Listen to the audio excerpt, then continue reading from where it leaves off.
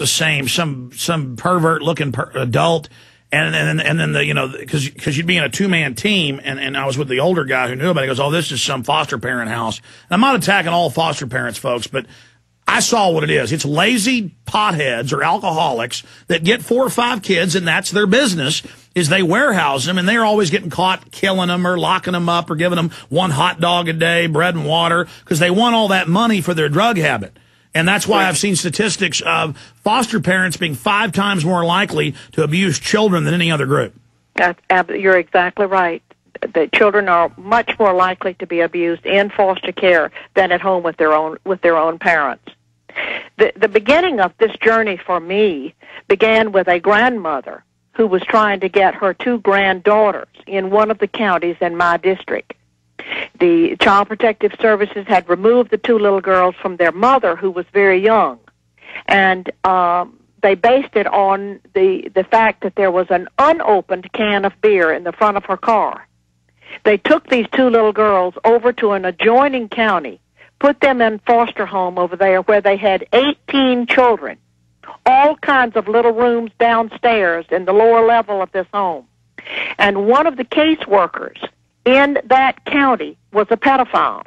Of course. Who lived in that home and regularly sexually molested the children who were in the foster care. Ugh. When this came up in court, I went to court with this grandmother and sat in the back of the courtroom. And we had a good attorney that day who pulled the walls down, who cross-examined one of the older children in this foster home, and she admitted that there was an inappropriate relationship between the foster mother and the caseworker. And then it got a little worse, and then the juvenile court judge got all nervous and said, counsel, meet me in my chambers, and they went out and stayed 5 minutes and came back, and our attorney just looked at us and out loud said, it's nothing but legal kidnapping. That's all it is, legal kidnapping.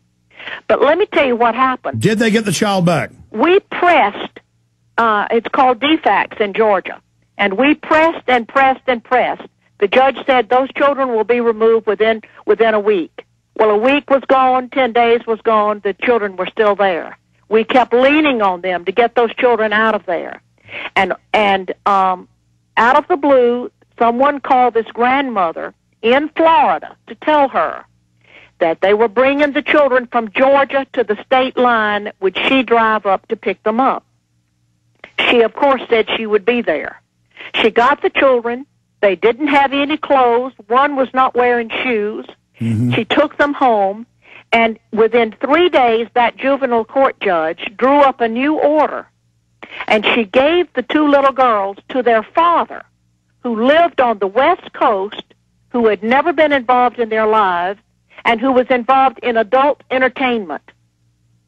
I pulled his business up on the Internet. Pornographic. Awful. That's why they gave it to him. And in fact, you come to the next point, Senator. Within 3 days, that father was knocking on the door of that grandmother and took those 2 little girls screaming and crying to the West Coast.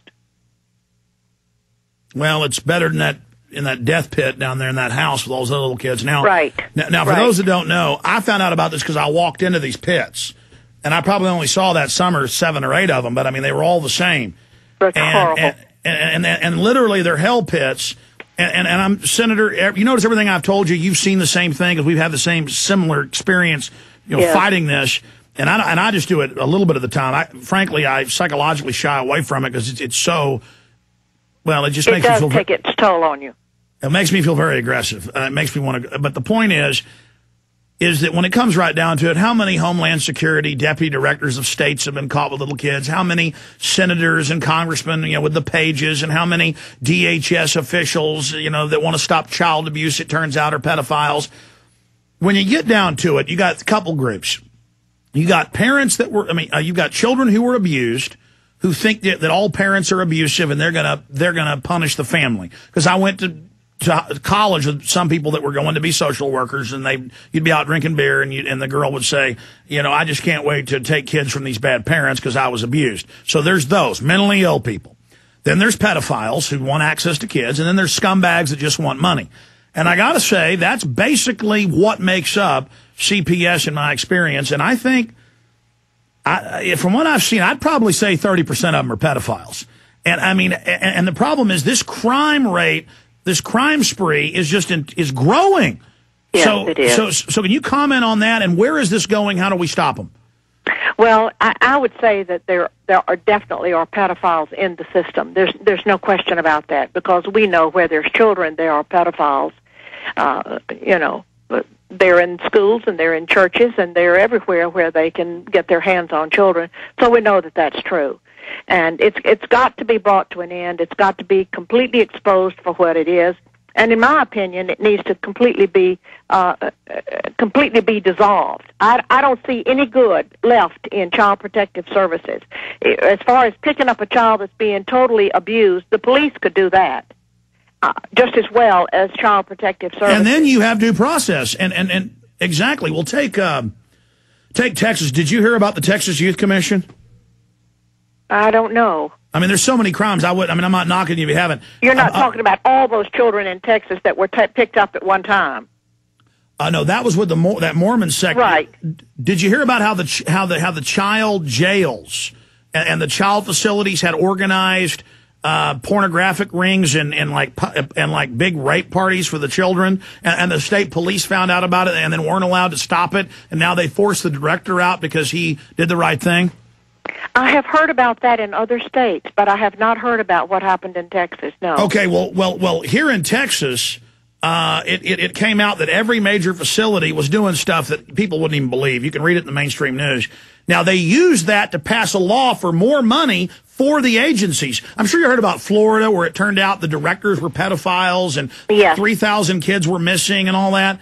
What did they get? More money, more power. The incredible thing is, the worse they get, the more money and power they get. It appears that way. It appears that way. But all of it is based on money, and that's where it's going to have to be cut off. The federal incentives have got to be cut off and be removed on a federal level in order to get this stopped. And that's where we go now in the closing minutes we have left in this interview, Senator. And again, we can only commend you and pray for you in this fight and then politically going after you. Solutions. But before we hit that, I wanted to finish up. Specific orders for specific children that look a specific way. I mean, you've now saying you've discovered that. Right. We have discovered that. We haven't discovered it in every state, but we've discovered it in many states, and we have so many families calling that are absolutely delirious. They are so desperate. They do not know where to turn, and actually, they have no place to turn for help. And, of course, parents, the poorer the families are, those are the ones who are targeted because they don't have the wherewithal to fight the system or hire an attorney. And they are just caught up in it, and many of them are because their children are blue-eyed or blonde or exactly what someone wants, and those families are targeted. So it is just heartbreaking as to what is going on and what we've got to do in order to bring this to an end.